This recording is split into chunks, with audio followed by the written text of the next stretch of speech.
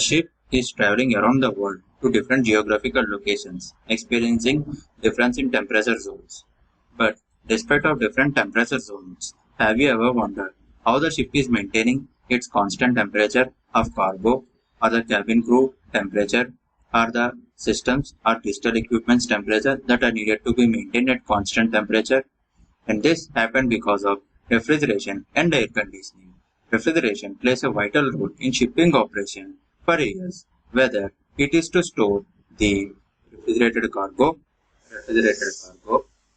food provision and other related stores, crew working area, and for the systems working on board ship.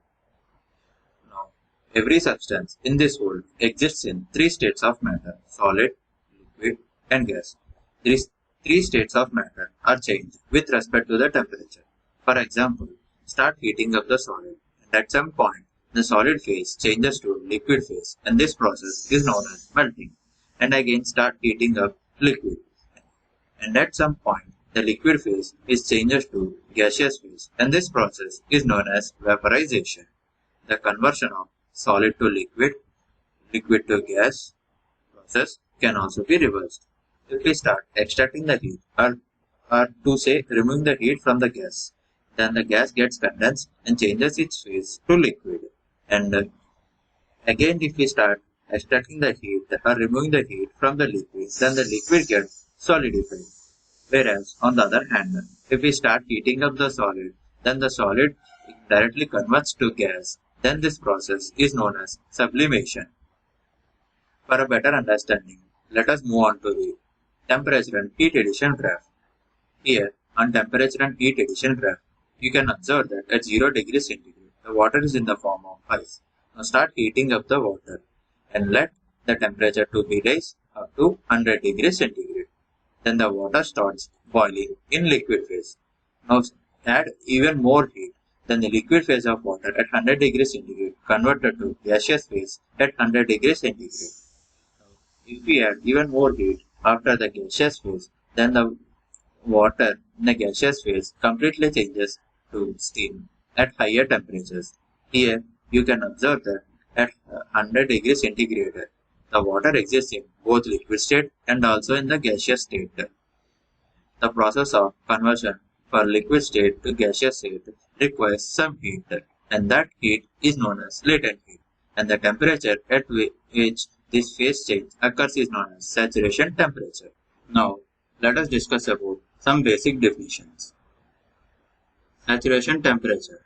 It is the temperature at which the substance will change its state from liquid to vapor phase or gaseous phase, or vapor phase or gaseous phase to liquid phase at saturation pressure.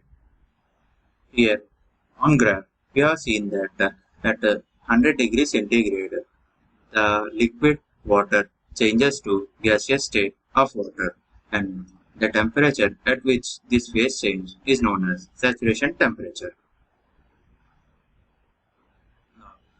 Then, what is the difference between refrigeration and cooling? Cooling, it is the process of lowering the temperature of a substance. For example, you take a hot cup of coffee and keep it on the table and leave the room. And after some time, you return to the room and you check the hot cup that which you kept. It will be in cold condition. This is the natural process of lowering the temperature of a substance and happens instantaneously without any work done.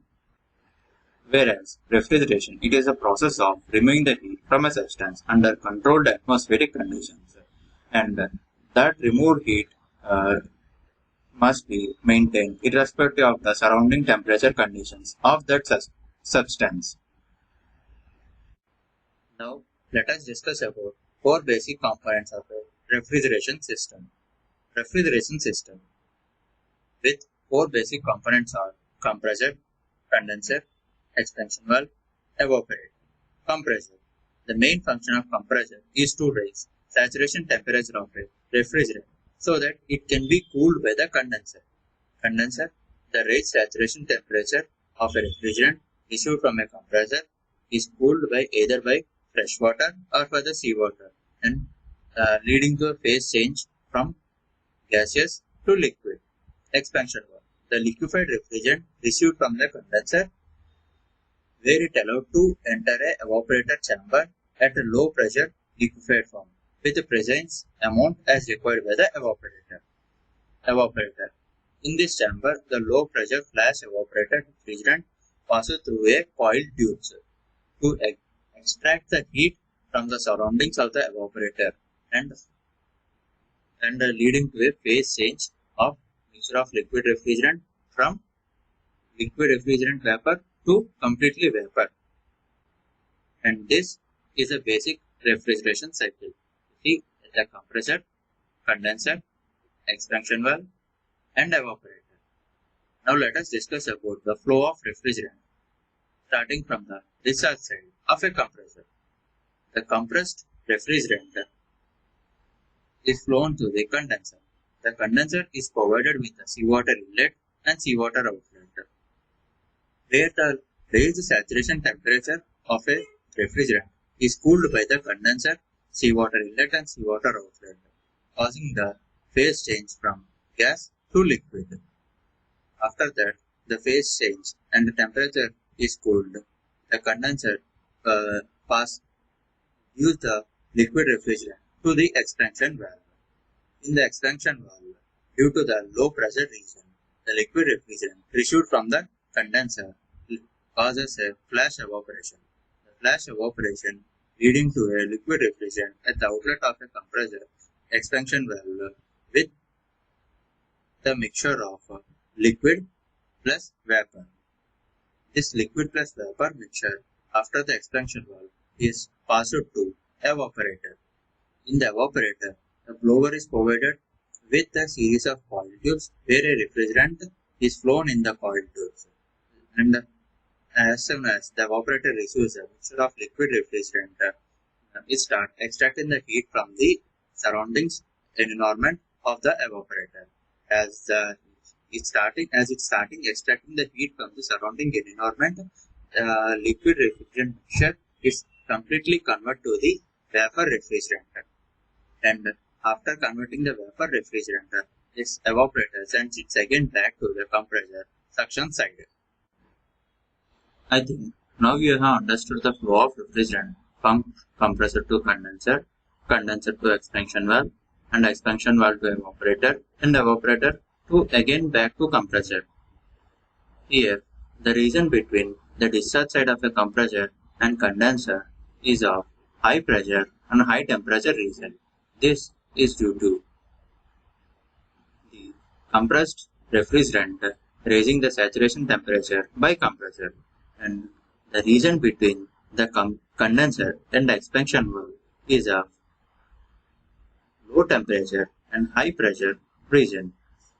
This low temperature means the temperature is slight after the phase change that happened in the condenser, and the region between the expansion valve and evaporator is of low temperature and low pressure region.